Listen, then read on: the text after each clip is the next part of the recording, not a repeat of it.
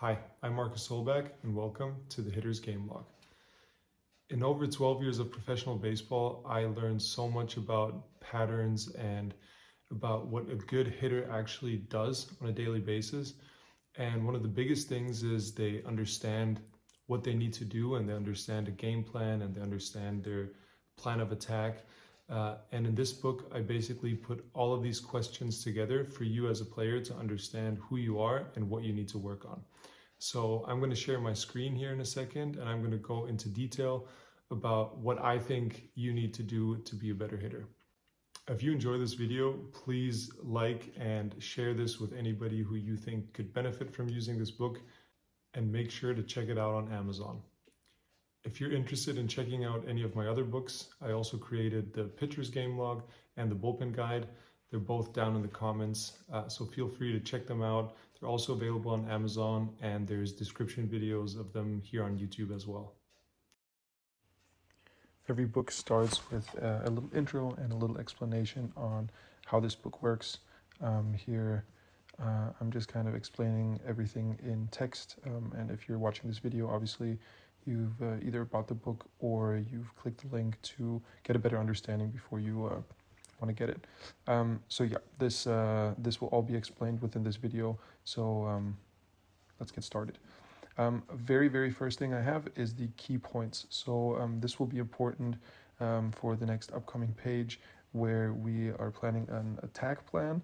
And I'm just writing down some of what the situations mean. So standard situations, nobody on, 2 outs, and so on. So any situation that is just a standard situation where there's, I said not a job to do. Your only job is to get on base. Runner on second, nobody out.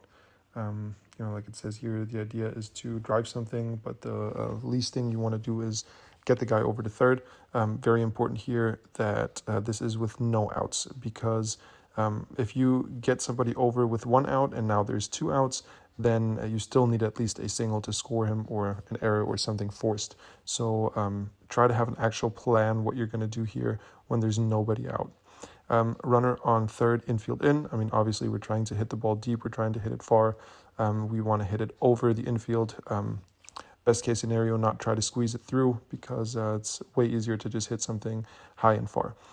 Next one is runner on third, infield back. We do want to try to hit the ball kind of, if you do hit it on the ground and you just want to score that run, to hit it more to the middle infielders, but potentially always try to drive a ball to the outfield or over the infield. A lot of times this will be more successful in these situations. Then your 2-strike, you want to expand the zone. You have to be able to cover all kind of pitches in all kinds of areas of the strike zone. Like I said here, rather be late on fastballs than early on off speed. You do not want to chase balls in the dirt, but you also don't want to get beat by that fastball. So it's very tough to cover everything, but you have to battle and stick with it. Then we have the mental preparation, which is also a very big part of this book. In my opinion, the mental aspect of baseball is so huge. We have to find ways to prepare ourselves mentally. So it can either be through positive self-talk, or it can be a visualization. It can be anything. It can be a concept of a traffic light, from red light to yellow light to green light, trying to never get into that red light zone. This is something that you can work on with your coaches, or something that you can even take classes on. If you're struggling with it, talk to a sports psychologist. Baseball is such a tough sport, and we fail so many times. The mental aspect of it is just enormous and very important. So this book starts with goal setting. We have short-term goals and we have long-term goals. Short-term goals, you have 2 choices. You can either write down 1 goal for each of these numbers. So you can write 5 individual short-term goals, and then after 4 to 5 weeks, you just write your second one underneath in the second row, and then in the third row, 4th row, and so on. Or you write a few goals within the first one, and then 4 to 5 weeks later, write the next 4 steps in the second one, and then the third one, 4th, and 5th one. Here, make sure that it is a realistic goal, something that we can work on in a short period of time, something that might be a easy fix or a quick fix, something that's scalable. And then we go into the long-term goals. Long-term goals, make sure that you are not doing any statistic stuff. Just try to keep things in here that are controllable. In this example, I said I want to build more strength throughout the year so I can hit the ball far to all fields. This means I want to do my gym. I want to make sure that I work on fast twitch. I just want to make sure that I work on my swing mechanics. So these are all these like short-term goals add up to this long-term goal. So write down, you don't have to write down all 5 long-term goals right away. You can also write 1 or 2, and then during the course of the year, just kind of continue adding. Then we start with the game log itself. So every game is set up into 4 pages: the plan of attack, the pre-game, the game log, and the post-game. These will be your 4 pages that you fill out before, during, and after every game. Plan of attack you do at home. You are just going through all the situations that we talked about before. You write a few sentences about what pitch you're looking for, what you're actually trying to do. This is learning and understanding your approach. You have to have an approach as a baseball player. If you're just going up there and hoping for the best, then more times you're going to fail. So make sure that you have a plan for all these situations, that you have an approach that you can follow.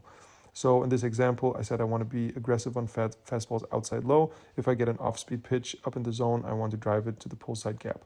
And then just use this zone to color in of where you're trying to attack. So if he throws you a pitch up here outside of the zone that you want to swing at, then you're not executing your approach, or you have to work on your plate vision. If you're missing a pitch that is hit or thrown exactly in this spot, then you have to work on your plate discipline and maybe understanding, hey, if I zone middle in and I get the pitch middle in, I need to be ready to attack it and I need to be ready to hit it. You have a few at-bats over the course of the year, so this will not always work for you, but just having an approach and having a game plan is super important. You basically do this for all aspects, for all situations, color in the areas, make sure that you have an understanding of where you actually want to hit the baseball. When you have your plan of attack ready, we go into some pre-game questions.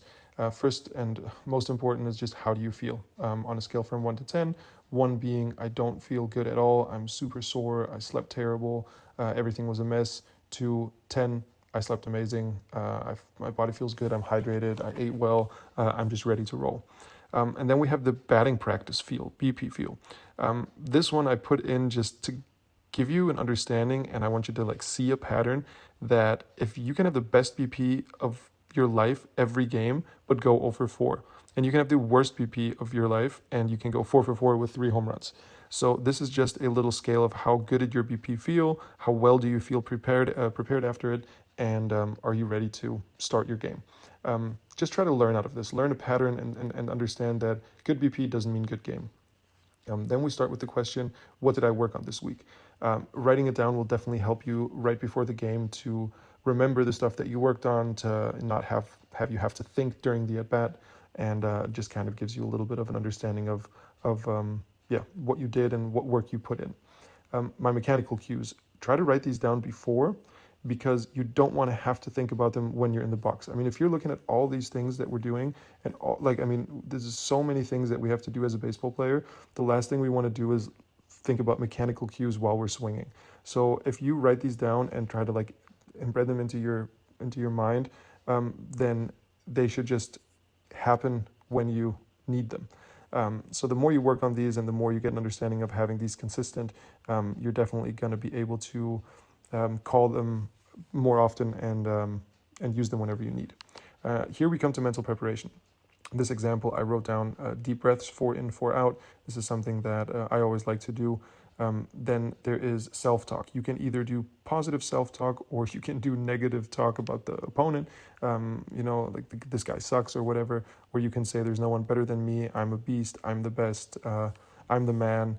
And obviously visualizing hitting the baseball. This is visualizing is a very important part of baseball too, and learning how to visualize in a positive way is also very tough. But these are all things that you have probably great coaches for that can help you with everything. Then next we have the on-deck routine. On-deck routine for me is similar to the pre-pitch routine as a pitcher. The only difference is you have a little bit more time here.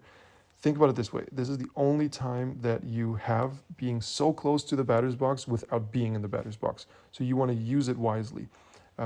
Get an understanding of what you actually want to do when you're up there.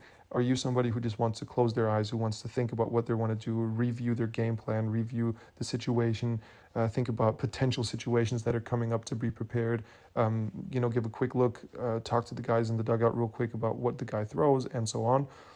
Or do you want to get your timing down? Do you want to look at the release point of the pitcher? I mean, there's so many things you can do here. Writing it down just gives you an understanding of what you're doing, or maybe even you can write down what you want to do and then try to be more consistent with it. And then before the game starts, we want to have a overall focus level. Be honest to yourself. If you're a 4 or 3, think about it. Oh, what do I have to do to kind of get myself back up to an 8 or a 9? Like, I want to be hyper focused in this game. This is an important game. I mean, every at bat is important. So this is just a recheck in before the game starts. Now comes the fun part.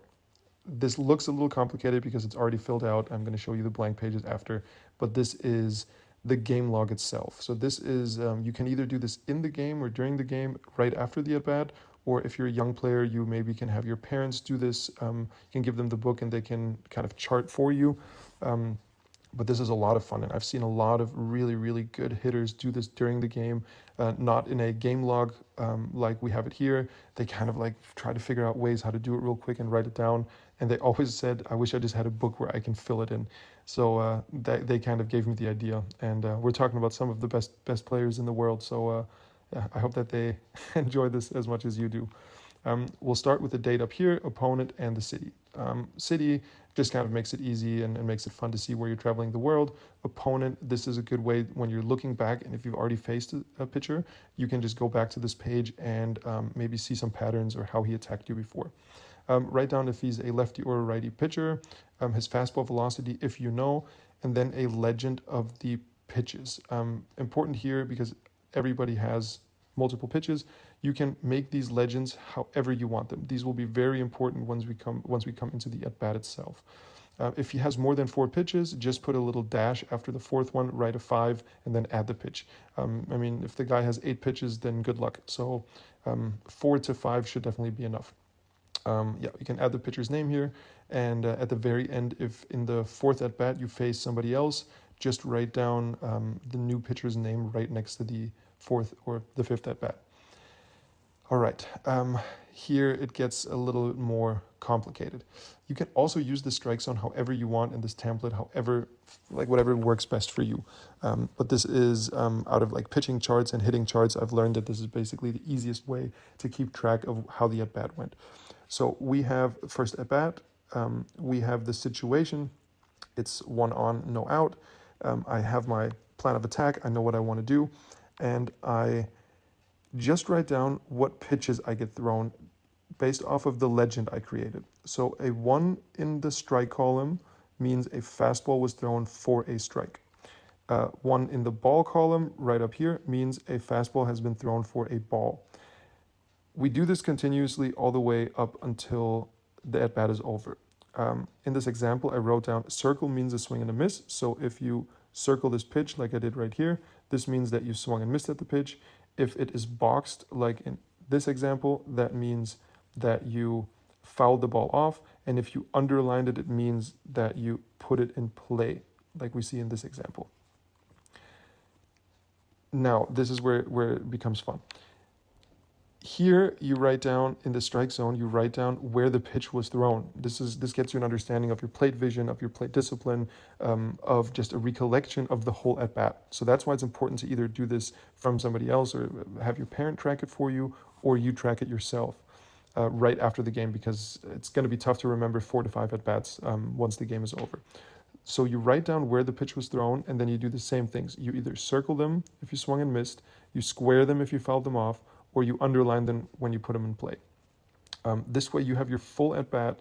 After every at-bat, you know exactly what happened. You know what pitch was thrown where.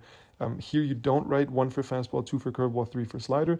Here you write down consecutively how the pitches were thrown. So first pitch was right here, which was a fastball for a strike. Second pitch was thrown right here, which was a fastball for a ball. Third pitch was thrown right down here, which was a curveball, because I have the legend as 2 for curveball, a curveball down low, and I swung and missed. The 4th one was a fastball for a strike, and I put it in play. You can do what I did right here and just write the result in next to it, but as you can see, we have a sprayed chart at the end, which is going to help you understand what you did. So you do this for all the at-bats, and then you can either do this right after the at-bat or after the game. You can write a spray chart of where you put the ball in play. If you mark this as a single, you obviously know that this was the single you hit. If you have hit 4 singles, then you can also write single first, single second, single third, knowing which at-bat you hit this in. So this page is super fun, and you're going to be able to learn a lot out of this. I put silhouettes of a righty and a lefty in because I didn't want to have the switch hitters get angry. So if you are a switch hitter, just put an X or a check mark into whichever side you hit from. If you're a righty only, then this is always going to be out of the pitcher's view. So if you're the righty, I am facing you as a pitcher. This right here is the inside part, and this right here is the outside part of the strike zone. After you logged all of this in, the game is over, you go into the post-game review. Here I did do some stats. I wrote down just the basic, most important stats that I could think of in this moment, which is how many at-bats did you have. You can also put plate appearances in if you want to track how many plate appearances you had. Then you have singles, doubles, triples, home runs, RBIs, walks, and strikeouts. I did leave 2 open because I want you to be able to add some important stats that you or your team or your coaches like to track, so I don't give you a full all these options and then you don't have space to kind of create your own. So here you can put in your own stat lines and fill in whatever you want.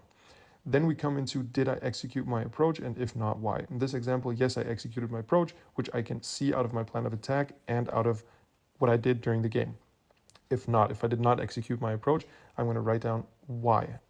I chased pitches outside of the zone, or I didn't pull the trigger on the pitches I wanted to hit, and so on. Then this is a pretty good one. How did they attack me? This just makes you see patterns long term. So if this pitcher or this opponent always attacks you the same way, then going into the next game facing this exact pitcher, facing this opponent, you have a better understanding of what they want to do, how they're going to attack you, and you can change your game plan to this. So you can maybe switch your zones or switch the pitches you want to select. This is more of a learning patterns and understanding patterns. What did I learn today? Super basic. Write down little cues that you found. It can be about hitting. It can also be in-game situations. And here you can also write down some defensive stuff. If it's positioning, if you're a young player, or maybe it gets a little bit more into detail about tunneling or sequencing out of a pitcher's hand, you can write all this stuff in. What do I need to work on? Obviously, there's always something we need to work on. So in this situation, in this option, or in this example, I did chase a few off-speed pitches outside of the zone. So I want to work on laying off on breaking balls low. I want to work on firing my hips more because maybe I didn't really separate my lower body and my upper body too well. So I want to be able to fire my hips more. And I want to be aware of the situation. So let's say maybe base running, I made a mistake. And I didn't know where my defense was, or the defense was positioned. There was a line drive fit and I didn't get back to the base. So these are little things where you can also get your base running and your defense stuff in. Last one is, what did I do well? We always want to wrap up with something positive. So just write down anything you did well. It can be the littlest thing in the world. It can be, had great communication with my teammates. I communicated the pitches well. I did my base running well. I stole 3 bases. Whatever you did well, write it down. Always wrap up with something positive. We fail so much in this game. You always want to finish with a positive note or on a positive note, and make sure that you go into the next game with a good feeling. So this was the example of the filled out page. And in the end, this is the beginning of the book. You have your short-term, long-term goals, and then these 4 pages just repeat themselves over and over again. And you have a total of 50 at-bats that you can log. So it's a full season, and hope you enjoy it. All right, I hope you enjoyed the video. I hope you got to understand and learn a lot about what I put together. Again, feel free to share, feel free to like and subscribe, and follow me on Instagram, Markus_Solbach, to get more info in the next upcoming weeks and months about the book and the other books I created. So thank you.